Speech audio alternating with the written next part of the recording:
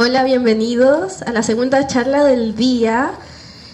Charla llamada El bosque olobionte, la memoria de la espora, por Cristian Estuardo. El bosque olobionte, ver el mundo como un gran ser que se sostiene a través de infinitas interconexiones que componen la red de la vida. Una mirada de dos experiencias asociadas a comunidades recolectoras de hongos en los bosques australes. ¿Cómo las relaciones humanas y no humanas nos abren la posibilidad de imaginar futuros colaborativos, un mundo en crisis? Le damos la bienvenida a Cristian, un gran aplauso. Gracias. Muchas gracias. Bueno, mi nombre es Cristian, pero la mayoría me conoce como Felipe. Esto es como una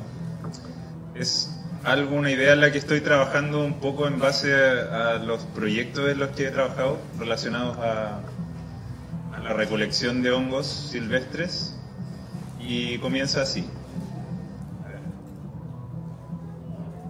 Ahí está. Bueno, como ya todos saben un poco, la naturaleza se ha organizado desde la ciencia como a través de 5 reinos, los cuales fueron organizados según su organización celular, el tipo de célula, de cómo se alimentan, su reproducción y otras características que hacen particular a cada reino. Como que la ciencia por lo general tiende a clasificar y separar las cosas, pero un poco hemos visto en la actualidad que todo está un poco más entrelazado y todo está interactuando entre sí, generando un equilibrio en el planeta, ¿cierto? Entonces, quiero partir un poco como qué es lo que entendemos por una comunidad. Y acá me tomo de una definición súper simple, que dice que es un conjunto de diversas poblaciones que habitan un lugar común en un determinado tiempo y que tienen interacciones recíprocas. Y en base a eso, podemos hacer una mirada macro, por ejemplo, de un bosque. Este es un bosque austral, que son hartos los bosques donde me muevo mucho, y podemos ver que hay un mosaico de seres interactuando y cada uno cumple un rol fundamental en este ecosistema. Entonces tenemos a los helechos, musgos, líquenes, hongos, animales, y todos están ahí interactuando. Eso sería como una comunidad de un bosque típico del sur. Entonces, en base a una comunidad biológica, cada ser cumple un rol fundamental. Tenemos ahí a los ciervos, últimamente se ha hablado harto del pudú, que es fundamental en la reproducción de la nalca. Ahí está el puma, alerce, coihue, picaflor, polinizadores, etc. Y la pregunta que siempre me estoy haciendo es, ¿cuál será nuestro rol en estos espacios? Como que todo el tiempo me estoy preguntando, cuando entramos a los bosques o aquí mismo que venimos a la posada o a este evento, ¿cuál sería nuestro rol fundamental en este ecosistema?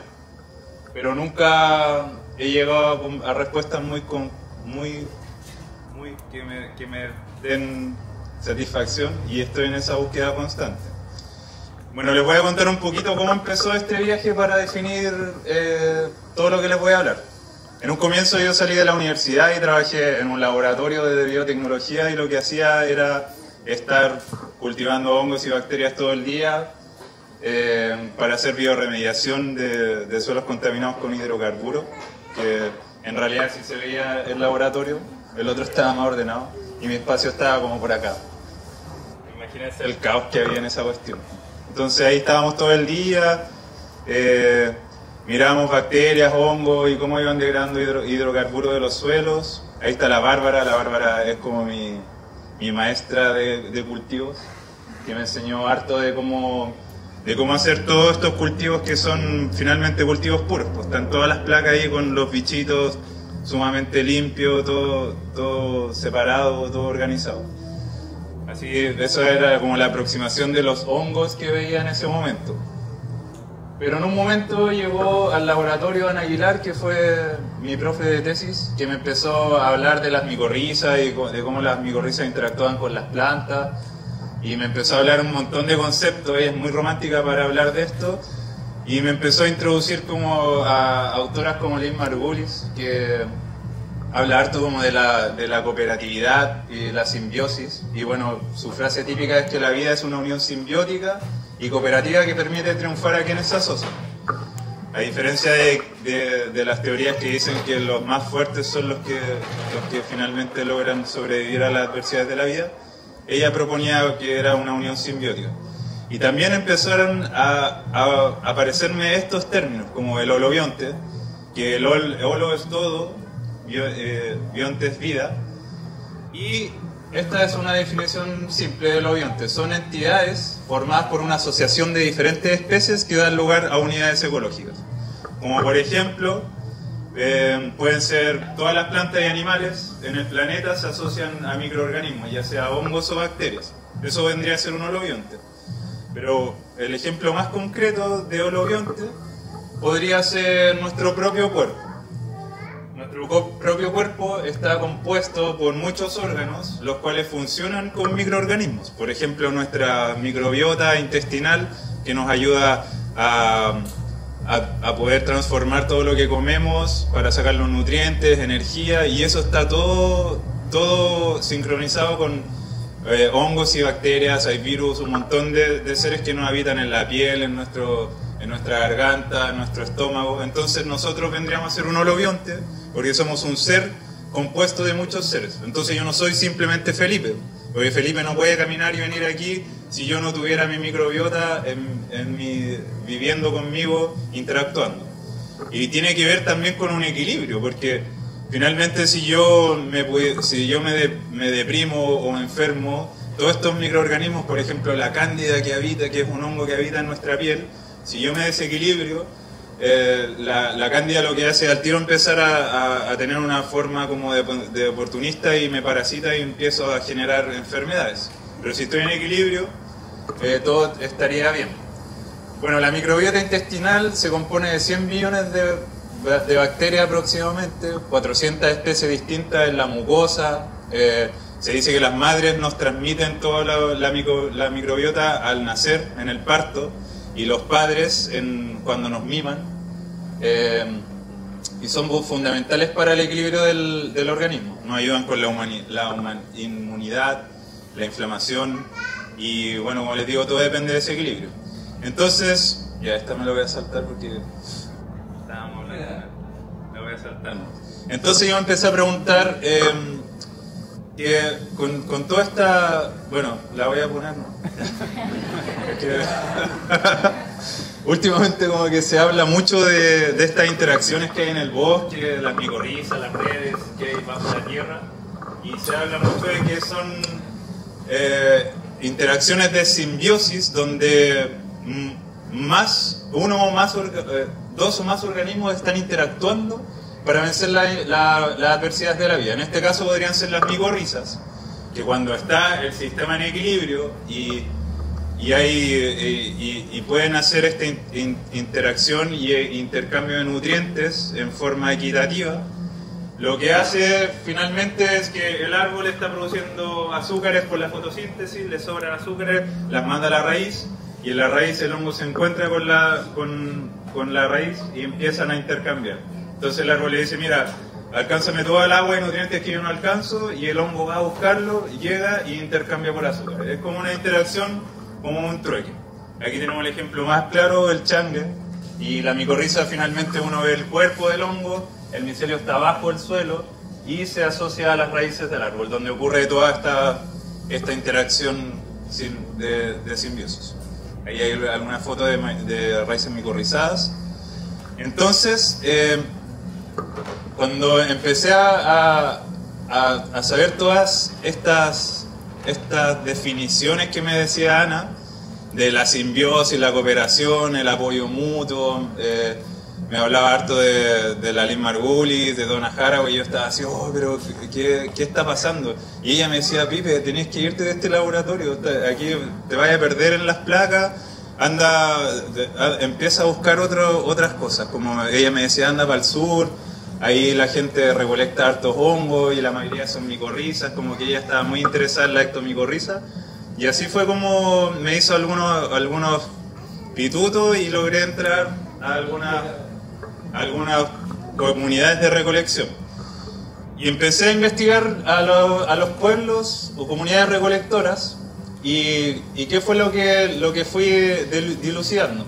Bueno, la recolección trasciende a usos de memoria presentes en los territorios en torno a la recolección. Claro, como que esto se va pasando de generación en generación. Entonces, hay picadas, por ejemplo, que son típicos lugares donde van los recolectores y recolectoras, que todos los años salen los hongos en el mismo lugar, entonces conocen, son como lugares secretos y se va traspasando de generación en generación. Esto está asociado a una memoria. El traspaso en cuanto a las especies que se recolectan, porque tienen que identificar cuáles son comestibles, el clima y la temporada en que se recolecta, las picadas secretas, como le decía, conocimientos ecológicos. Estas personas tienen mucho conocimiento del bosque, de las plantas, porque por ejemplo yo no puedo ir a buscar changle si no sé dónde crece el changle crece siempre asociado a Nothofagus, entonces tengo que reconocer los parches de estos árboles y así también pasa en las plantaciones de monocultivo. Hay técnica y conocimiento acerca de la colecta, hay gente que dice que se arranca, otros que se corta con cuchillo, algunos usan canasta, otros sacos, y así hay un conocimiento que se va traspasando. Y bueno, hay cuidados de cada especie y su entorno, entonces está todo asociado a una memoria colectiva de estos pueblos que se va traspasando de generación en generación. Y acá tengo el caso de Empedrado. Empedrado fue el primer lugar donde yo fui a trabajar con comunidades. Y esto sucedió el 2017, después de unos grandes incendios que hubieron en Empedrado. No sé si se acuerdan, Santa Olga, que fue el incendio de las máquinas, que en este lugar fue pérdida total. Eran como 17.000 hectáreas que se quemaron por completo. Y aquí la gente vivía solo de la madera de pino prácticamente. Entonces, ¿qué hacían? Extraían madera, estaban los aserraderos, y las dinámicas eran que los hombres iban al aserradero y las mujeres un poco como que recolectaban, pero después de que se quemaron los bosques ya no hubo más pino, no había nada que extraer, no había nada que trabajar, y pasó algo muy particular, que luego del incendio empezaron a germinar muchos hongos, y entre esos la morchela. La morchela, como saben, sale después de los incendios, y al año después de esta gran catástrofe se llenó todos los montes de morchela. Eran infinitas morchelas. Me acuerdo que en ese momento, las primeras veces que fui, yo no conocía muy bien la morchela, y son chiquititas, como que se camuflan harto, sobre todo en suelos quemados. Pero en ese momento íbamos, me acuerdo, en una camioneta, y íbamos por estos predios que estaba todo quemado, hasta donde uno mirara estaba todo quemado, y los recolectores iban atrás de las camionetas, y de repente pegaban el chiflío, se bajaban de la camioneta, corrían subiendo al cerro, y encontraban así como un parche de morchela, y empezaban a sacar. Y esto que les cuento de esa camioneta, imagínenselo, pero por, no sé, cientos de camionetas recorriendo todos los cerros buscando morchela, y sacaban cajas. La morchela como que fue el boom, y pagaban súper bien, entre comillas, a los recolectores. Bueno, después la revendían y pagaban aún mejor, pero siempre fue como el trabajo ahí de valorar el oficio de la recolección. Estas personas estaban todo el día, desde las 6 de la mañana hasta las 6 de la tarde, llenando sacos de morchela, y también callampa de pino, de repente salía al hoyo, changle. Ahí está la Bernardita, otros recolectores, y bueno, no se ve muy bien la imagen, pero así se ven las morchelas, y ellos recolectaban en saco. Bueno, en ese momento, como no se hablaba mucho del canasto, esta gente ocupaba cuchillo igual, entonces como que ahí empecé en ese momento la Fundación Fungi empezó como a hablar de que había que ocupar cuchillo, canasto y cuestiones, pero ellos lo hacían desde tiempos inmemorables, así como lo hacían ellos. Entonces no había mucho que enseñarles, sino que uno iba a aprender a esos lugares. Ahí se ve un poco cómo estaba el lugar. La morchela crecía entre medio de los pinos quemados, ahí hay más morchelas, eran infinitas morchelas. Y claro, como que una vez yo hablé con la Bernardita, que es con la señora con la que trabajé, y ellos tenían picadas, pues, por ejemplo sacaban pinatra, changle, el hoyo de parches que quedaban aún vivos que eran de notofagos. Y ella me decía que su abuelo, su bisabuelo y su tatarabuelo también recolectaban hongos. Pero ¿cuál era el tema aquí? Que la gente acá estaba recolectando hongos en plantaciones de pino, pero sus antepasados recolectaron hongos en bosque nativo. Entonces traspasaron el conocimiento, pero el entorno había cambiado. Entonces las técnicas eran las mismas, sabían todavía dónde estaban las picadas de hongos nativos, pero ahora el panorama era morchela, suilus y lactarius, que están asociados a plantación de pino. Lo interesante de que me pasó en este lugar es que, claro, como que uno demoniza harto la plantación de pino, pero ellos le llaman bosque. Ellos dicen, no, yo voy al bosque a recolectar callampa de pino, voy al bosque a recolectar lactarius, y tienen prácticas muy parecidas a las de los pueblos originarios, en el cual antes de entrar al bosque piden permiso para entrar, siendo que es una plantación, y uno dice, oye, pero es plantación, no es bosque, pero ellos le llamaban bosque y era el lugar donde recolectaban, y ahí también como que se ve el traspaso de ese conocimiento, como de esas prácticas, del respeto al lugar natural donde finalmente están sacando su sustento del día. Ahí está un poquito como la mezcla, el hoyo, suilus, changle, lactarius, todo salía de ahí. Y bueno, así fui aprendiendo harto, fueron mis primeros acercamientos a los hongos silvestres comestibles. ¿Ya? Acá está la Bernardita, a ver si viste el video. Así se veía, pucha, no se ve nada. Pero así era el panorama, po. No había nada, todo estaba quemado, la morchela crece entre medio de los restos de la madera quemada. Es importante recalcar igual que todos estos predios son de la gente, y lo que hace Arauco y todas estas forestales es que le paga a la gente para que plante pino.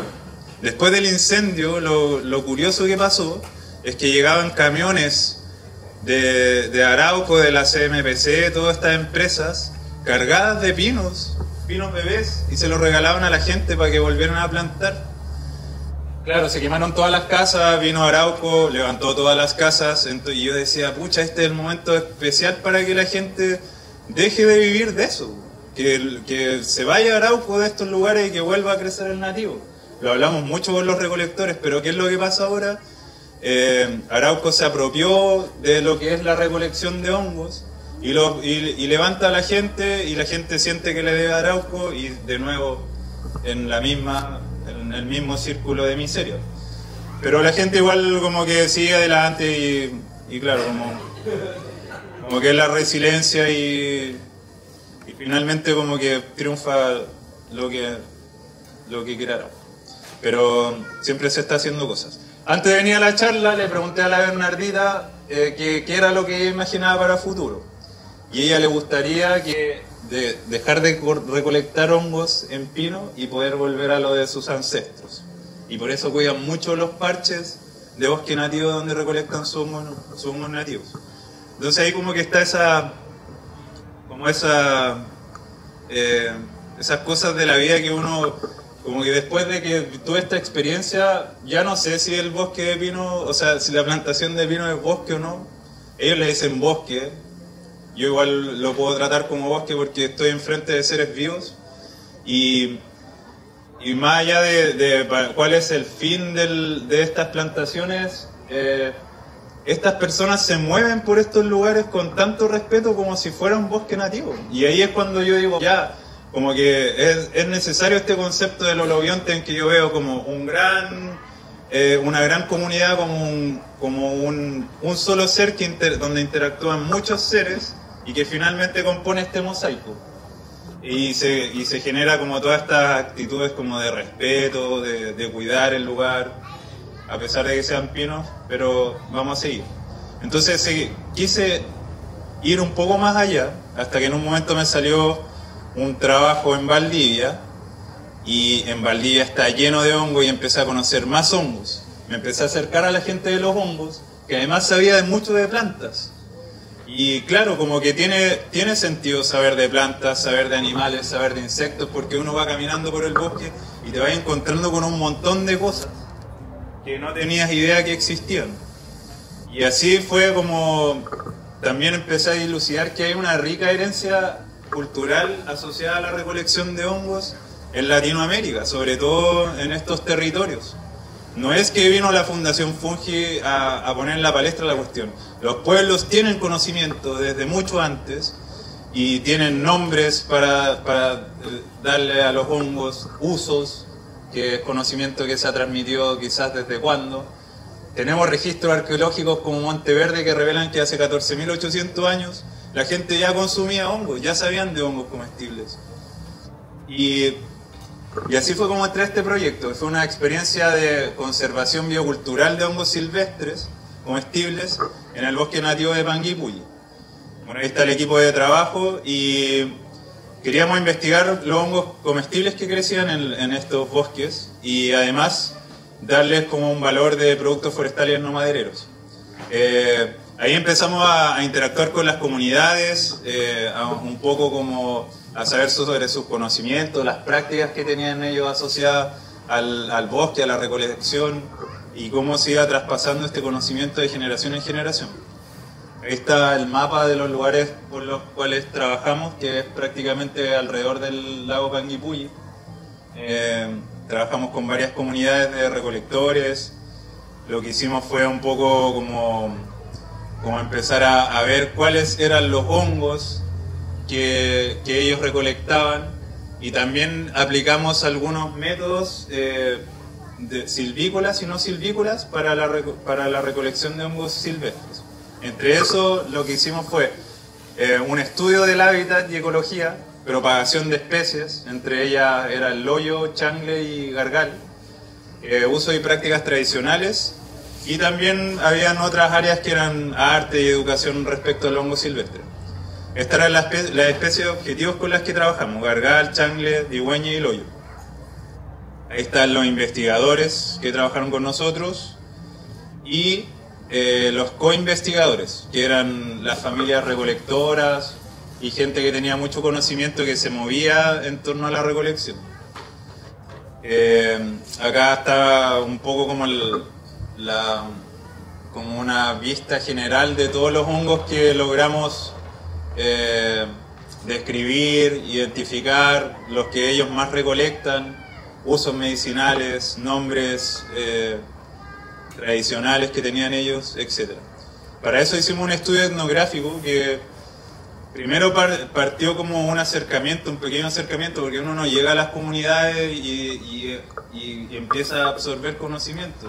Como que hay todo un trabajo de que te puedan aceptar en el lugar, que se abran, generar conversaciones y después te empiezan a llevar a las picadas, donde crecen los hongos. Y cuando nos llevaron a las picadas empezamos a hacer monitoreo de variables. ¿Y qué son las variables biométricas? Prácticamente empezamos a medir tamaños, biomasa, hicimos cálculos de biomasa, pudimos también ver cómo iban creciendo, el desarrollo desde que eran pequeños hasta que morían. Era poco lo que extraíamos de hongos, sino que más observábamos su comportamiento en la naturaleza. También caracterizamos el hábitat, hicimos medición de árboles, también como los parches donde crecían los hongos, pudimos ver qué plantas crecían ahí, qué animales habitaban, ocupamos hartas cámaras trampas. Y en eso de las cámaras trampas también pudimos dilucidar cuáles eran los animales que interactuaban con hongos. Entonces íbamos a los sitios donde crecían changle, loyo o gargal, poníamos cámaras trampas y empezábamos a ver qué animales se acercaban a consumir hongos. Entre ellos la vaca, el jabalí, gatos, el pudú, el chape, el chape es esta babosa grande que son grandes dispersores de esporas. Entonces tienen un rol fundamental en la conservación y la propagación de hongos, porque comen, después van a otro lado, hacen caca, botan la espora y así van esparciendo todo. Insectos también que viven en los digüeñes, hormigas, algunos bichitos que aquí hay un video que este es de Doyinco, este es un sitio del hoyo y pusimos una cámara trampa por más o menos 3 meses y empezamos a ver qué animales se acercaban al hoyo, entre ellos hartas aves, pudú, el pudú. Entonces así empezamos a ver que claro, no solo los recolectores y recolectoras se acercaban a estos sitios, sino que también hay animales que buscan hongos, que comen y después van esparciendo esporas, que son súper importantes. Quizás ahora hay hartos animales introducidos como el jabalí o las vacas, pero en algún momento quizás fueron el pudú o el huemul que comía hongos y también esparcía esporas. Pero ahí pudimos ver, fue entretenido igual ver lo que salía. Harto jabalí, chingue, gato huiña, pumas aparecían de repente. Entonces al final como que estos lugares son transitados por más de un ser. Ahí va el chingue. ¿Lo quieren ver entero? Son 3 meses de video.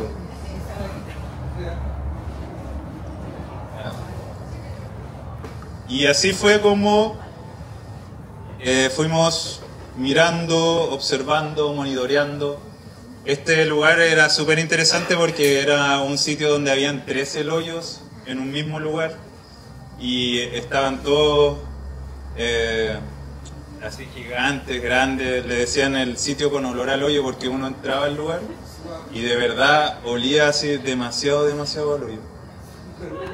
Acá, este parece que es otro video.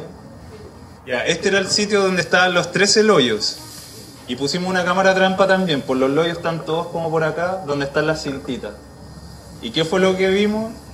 Gente que pasaba. La comunidad sabía que la cámara estaba ahí, como que se pasaban el dato para que nadie sacara los hoyos, porque queríamos ver qué pasaba. Y en algún momento pasó algo súper interesante. Claro, esa vaca le pusimos la lollita. La vaca como que empieza ahí a mirar y ahí le pega la mascada. Se come el otro. Y así se comió los 13 hoyos. Entonces como que ahí también podemos dilucidar que la vaca, claro, es como un ser introducido en este lugar, pero cumple un rol fundamental tal vez en la propagación del hoyo, porque la vaca después va a hacer caca en otro lado y va a botar la espora. Y tal vez la bosta de la vaca va a ser nutriente para que el hongo pueda de nuevo hacer su ciclo y poder brotar. Y ahí fue chistoso porque se comió los 13 hoyos y volvía día tras día a ver si había más. Y bueno, el video aquí no sigue porque tuvimos la cámara harto tiempo, pero después llegaba con amigas y todas buscaban. Fue chistoso. Y ya, eso fue micofagia, como animales que consumen hongos, ¿ya? Técnicas silvícolas y no silvícolas. Aquí lo que intentamos hacer era, porque parte del proyecto era poder utilizar estos hongos para hacer restauración ecológica o para poder hacer que los bosques fueran productivos y así poder ayudar a estas familias, porque el bosque también se ve amenazado por la tala, incendios, la inmobiliaria, etcétera. Y aquí empezamos con el método silvícola de la Citaria espinosa, el digüeño.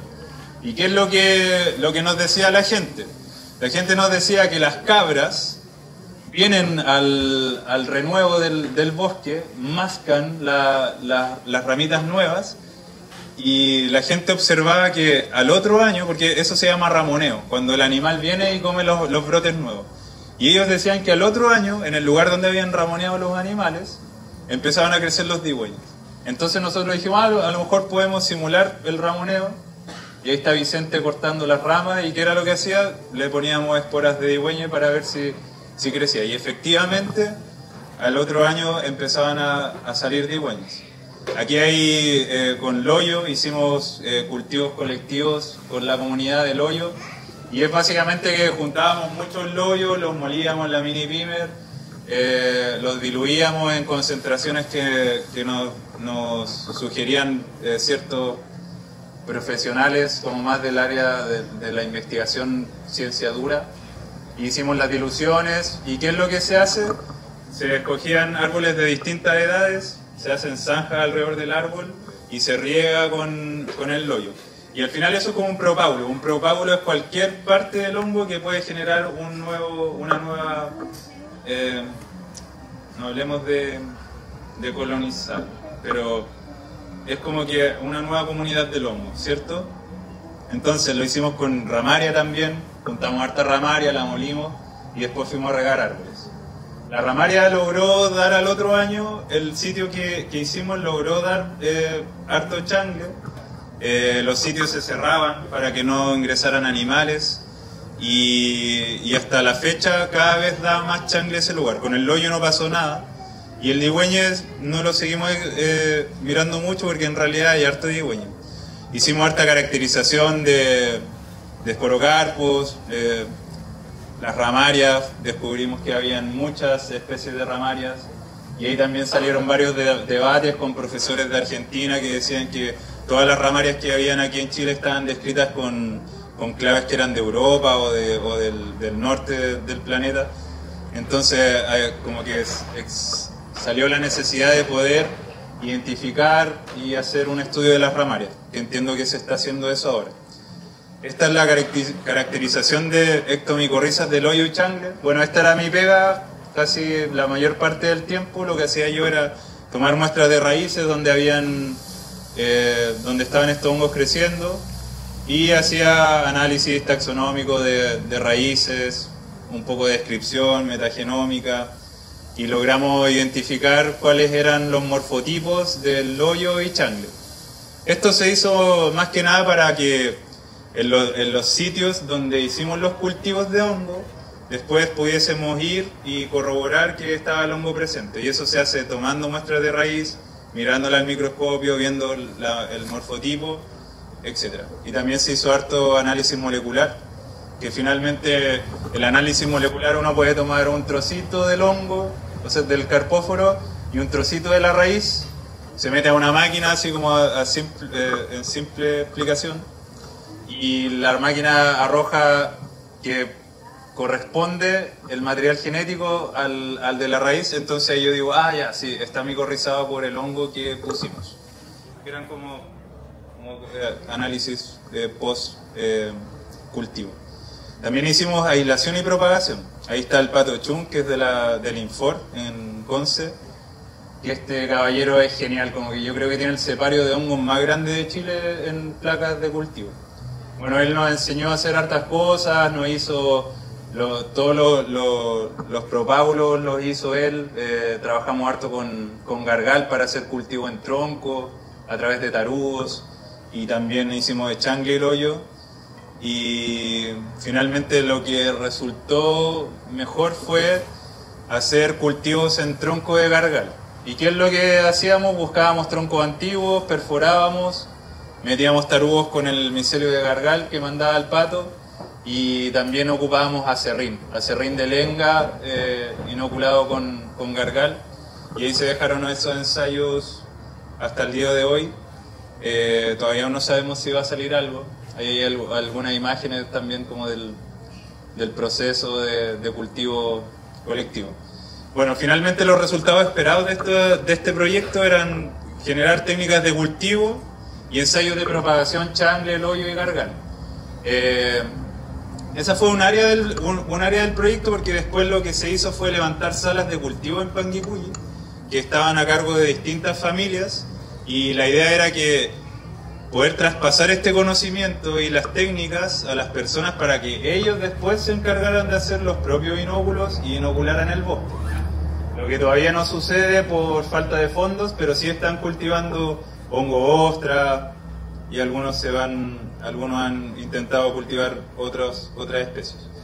Expresión y divulgación, esto fue un proyecto, un fondar que se ganaron otros chicos que estaban en el proyecto y finalmente lo que pudieron hacer es una película que se llama Folil, y lo interesante fue que en la película actuaron la mayoría de los recolectores y recolectoras con los que trabajamos. Entonces para ellos fue como algo súper importante igual aparecer en una película y poder mostrarse al mundo, porque al final eso era lo que hacían, como que ellos nos empezaron a enseñar cómo se relacionaban con el bosque, cómo se recolectan ciertas especies, dónde están asociadas, en qué fecha. Fue un conocimiento súper importante que se generó en torno a toda esta investigación, con nombres que le asociaban usos medicinales, formas de cocinar.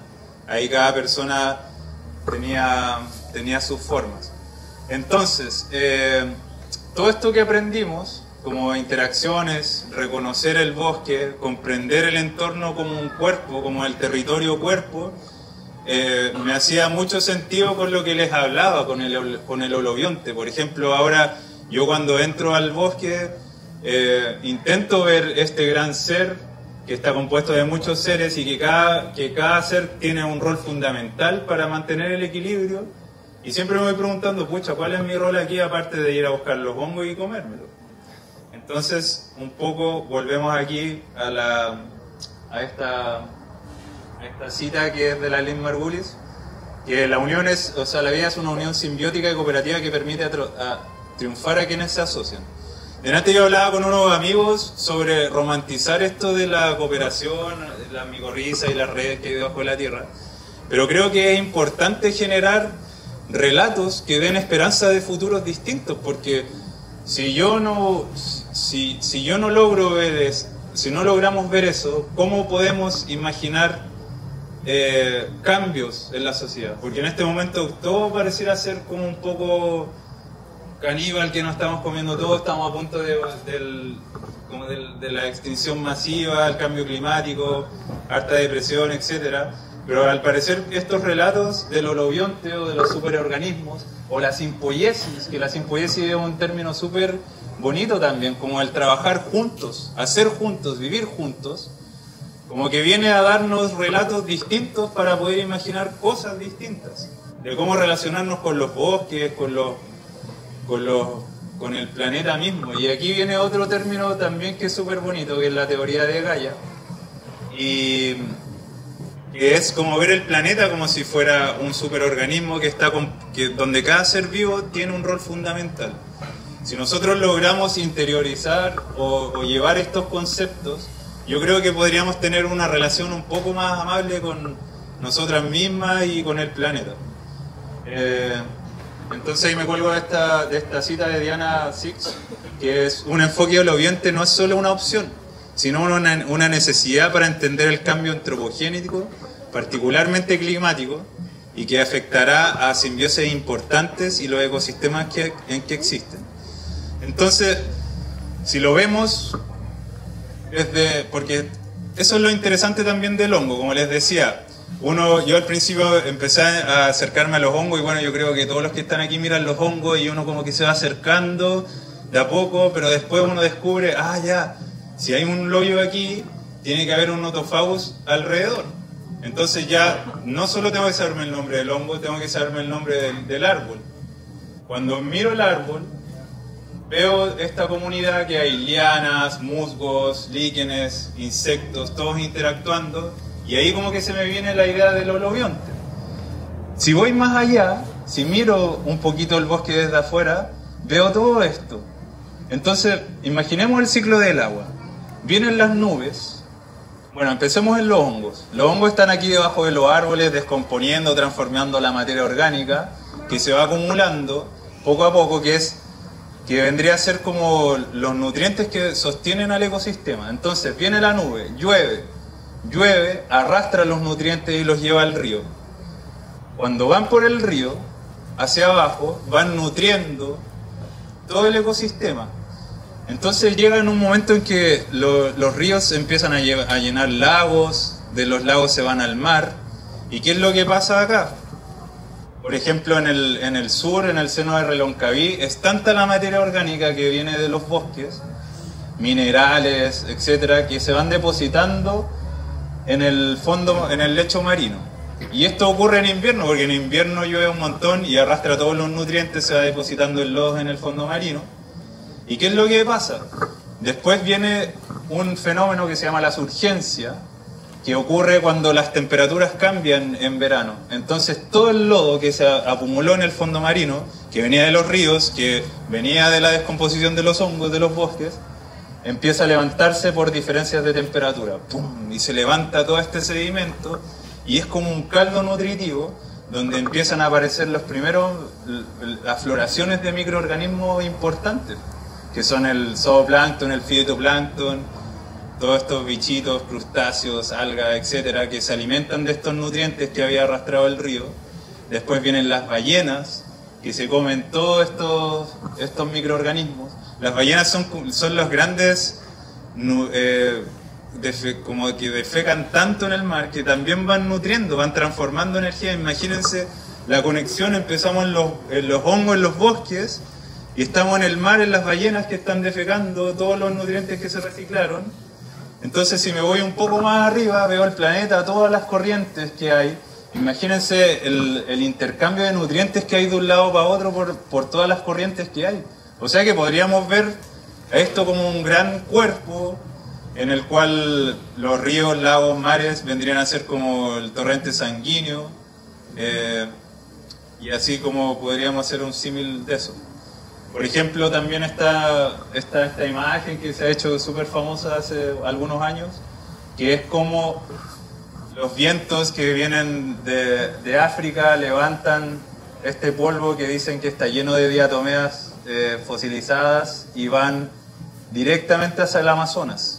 Entonces imagínense esa corriente de viento que está nutriendo el Amazonas y que finalmente está logrando el equilibrio en estos bosques. O sea, puede ser como un cuerpo igual, puede ser algo así como un superorganismo la Tierra, el holobionte. Pero si nos vamos más allá, también pienso en cómo interactúa la Tierra con la Luna, el Sol, las mareas, que también tiene mucho que ver con este intercambio de nutrientes en los mares, en los ríos. Y si me voy un poco más allá, quizás cómo está interactuando todo, como que tal vez hasta el universo entero puede ser un gran superorganismo, quizás en qué estamos. Y esta, la quise poner porque es la simulación de la Inaquea, que es como, creo que es como la última simulación que hay del universo observable por las máquinas que hay en el planeta. Y me gusta caleta porque, ¿qué forma tiene? ¿Se le hace forma de algo? Como un micelio, ¿no? Entonces podría estar todo conectado. Pero ya me fui del lado. Entonces, quise escribir esto. Todo está conectado. Todos nosotros llevamos dentro algo de dinosaurios, las bestias de los prados y quizás la molécula de las plantas de nuestras abuelas que plantaron en el jardín. Los seres que moran en las nebulosas de la cooperación son los grandes niveladores de la vida, el árbol y su micorriza, la bacteria y su hospedero, un gran cereal y su parásito. Todos van juntos al mismo crisol y surgen triunfantes en una nueva vida. Entonces una persona puede, una persona puede pescar con un gusano que haya comido la carne de un rey y comer el pescado que comió ese gusano. Imagínense cómo se cicla la materia desde tiempos inmemorables, como que eso me da mucha emoción. Bueno, y así, el holobionte. Yo creo que esta terminología, bueno, aquí está la Ana Singh, que la pueden leer, el hongo del fin del mundo. Ella habla harto de los recolectores, del matsutake. El matsutake es un hongo que al parecer tiene mucha resistencia así como a sistemas que están intervenidos o degradados. Entonces ella hace la relación de cómo los hongos se parecen mucho a las personas, de cómo tienen esta capacidad de adaptarse ante el caos, ante la degradación, y también hace como la relación, pues ella estudia a comunidades recolectoras, bueno, es súper interesante, la pueden buscar, pero habla también harto del holobionte, de la simpoiesis y de cómo podríamos imaginar futuros distintos. Entonces, ahí termina mi presentación. Bueno.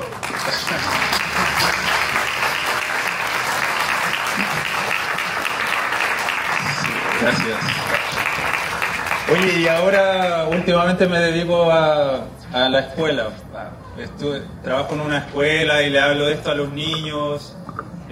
Yo no sé si está bien romantizar todo esto, porque no sabemos lo que está ocurriendo en los bosques ni en el mar. Pero yo lo romantizo porque veo que a los niños se les prende una chispa de algo bonito. O sea, no le estoy diciendo, oye, el cambio climático, la temperatura, como que hablamos de cosas.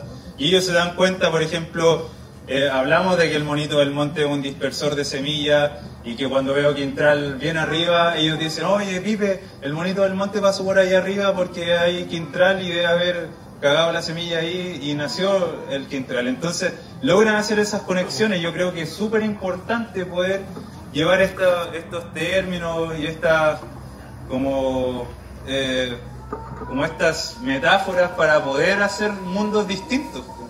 Y así es como voy a terminar. Que esto lo dice Simón Rodríguez, que es alguien como pionero en la educación democrática, que dice que fomentar la capacidad de preguntarse todos los niños para que pidiendo el porqué de lo que se les manda hacer, se acostumbren a obedecer la razón y no la autoridad, como seres limitados, ni acostumbrarse como seres dormidos. Es importante poder educar en libertad, en democracia, porque no podemos seguir considerando a los niños como bancos en los cuales yo deposito conocimientos que creo que son verdad y no les doy la oportunidad de que ellos también puedan desarrollar sus propias verdades o interpretación del mundo. Y cuando uno hace eso se da cuenta que traen saberes demasiado importantes que hablan de la cooperación, hablan del apoyo mutuo sin que se hayan leído a Kropotkin o no sé a quién. Entonces es importante validar a los niños, como que el adultocentrismo nos tiene un poco agobiados y sin imaginación. Entonces podemos imaginar futuros lindos y mejores. Gracias.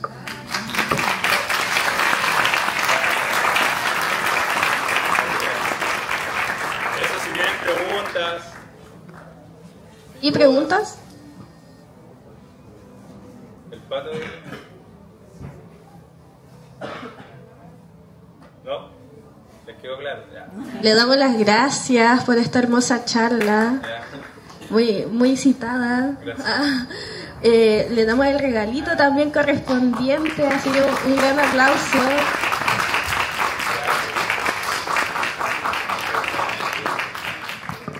Oye, gracias por escucharme, ojalá les sirva y que puedan ver, bueno, yo creo que estamos todos en la misma. Es importante poder imaginar cosas distintas para que creamos en futuros distintos y que creemos cosas que nos puedan ayudar en cuanto a la salud, al alimento, y creo que los hongos causan un poco eso, si no, por lo mismo estamos todos reunidos acá. Como que es una gran misión, sobre todo por los niños, porque no tenemos que dejarle un mundo mejor a los niños, sino que dejar niños mejores para el mundo, porque al final ellos se van a hacer cargo de... Bueno, nosotros también. Así que esa es la misión. Gracias. Muchas gracias. Haciendo simbiosis como los hongos.